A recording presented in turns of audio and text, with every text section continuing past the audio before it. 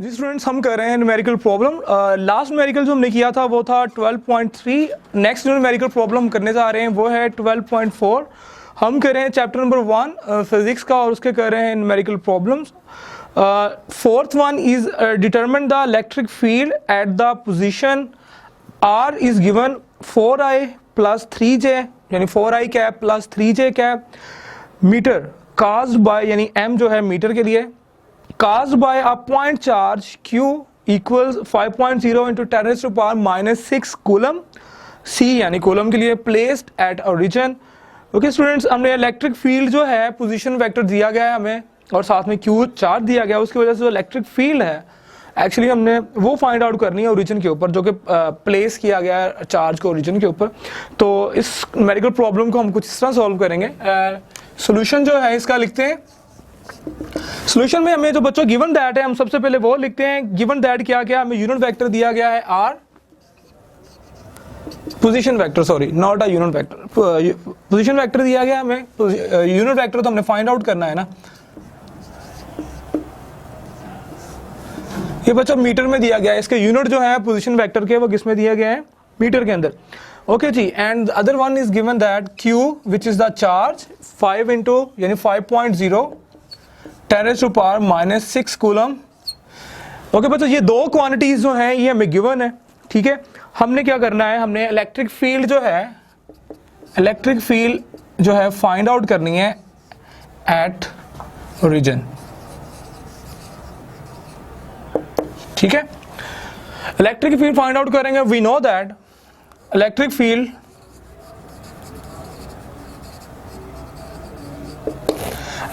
हमारे पास किसके इक्वल होती है बच्चों, इलेक्ट्रिक फील्ड जो है वेक्टर फॉर्म में हमारे पास इक्वल होती है 1/4 pi epsilon not q over r square into unit vector r।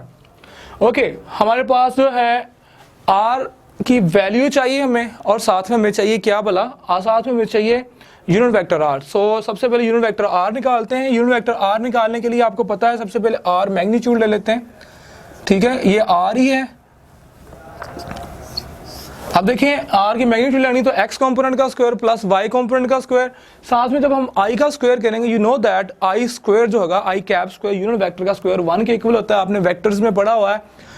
इसी तरह j कैप जो है इसका भी स्क्वायर 1 हो जाएगा, इसलिए 4 का स्क्वायर लिखेंगे, यहाँ पे सिर्फ हम प्लस 3 का स्क्वायर लिखेंगे। सो इट विल बी 4 का स्क्वायर 16, 3 का square 9, 16 plus 9 25। So we have r is 5, ठीक है। r हमारे पास 5 आ जाएगा डेफिनेटली, जो इसका यूनिट है वो मीटर में है तो इसलिए मीटर हो जाएगा। ओके जी, another one is thing which is required is unit vector r unit vector आपको पता है बच्चों किसके इक्वल होगा, हमारे पास वो होगा r वेक्टर ओवर मैग्नीट्यूड, ठीक है। तो मैग्नीट्यूड अभी हमने निकाल ली है r। यूनिट वेक्टर हमारे पास जो है r जो है गिवन है हमें 4i cap plus 3j cap divided by 5। तो बच्चों ये हमारे पास दूसरी चीज आ गई, वो है यूनिट वेक्टर r। अब हमने इस इक्वेशन के अंदर इसे कहना है इक्वेशन नंबर a, ठीक है। अब आपने लिखना है putting the values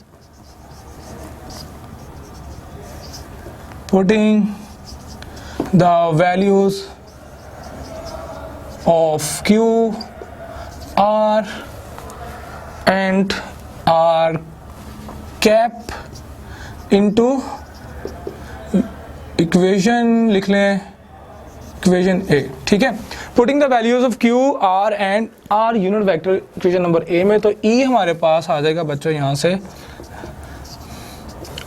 1/4 pi epsilon not जो है आपको पता है के होता है और के की वैल्यू आपको पता है 9×10⁹ न्यूटन मीटर स्क्वायर पर कूलम स्क्वायर, यानी 9×9 मल्टीप्लाई बाय क्यू आपके पास है जी 5.0 यानी 5×10⁻⁻6 डिवाइडेड बाय r, अभी हमने निकाला 5 है, यहाँ पे 5 का स्क्वायर आ जाएगा मल्टीप्लाई बाय बच्चों यूनिट वेक्टर लिखेंगे हम 4i प्लस 3j यानी 4i cap plus 3j divide by 5, यहाँ पे इसकी वैल्यू पुट कर देंगे। So 4i plus 3j cap over 5।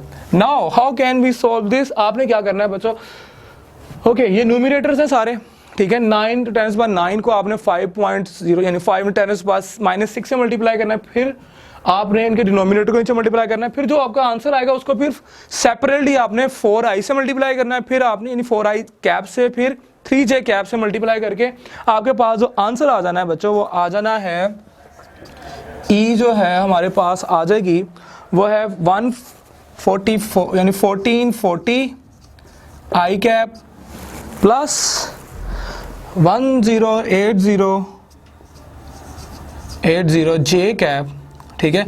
और बच्चों साथ में जो है हमें पता है इसका यूनिट क्या होता है, न्यूटन पर कूलम, ठीक है। आपको पता है ना जो हमारे पास इलेक्ट्रिक फील्ड है उसका यूनिट क्या होता है, न्यूटन पर कूलम।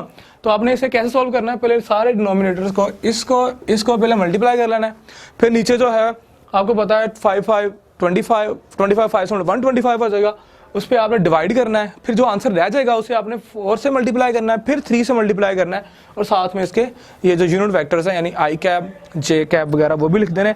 और आपको पता है कि यूनिट जो है इलेक्ट्रिक फील्ड क्या होती है, electric field force per unit charge होती है, फोर्स हमें बार न्यूटन होती है और ये पर कूलम, ठीक है जी। तो इस तरह आपने इस न्यूमेरिकल प्रॉब्लम को सोल्व करना है, नोट डाउन कर लें।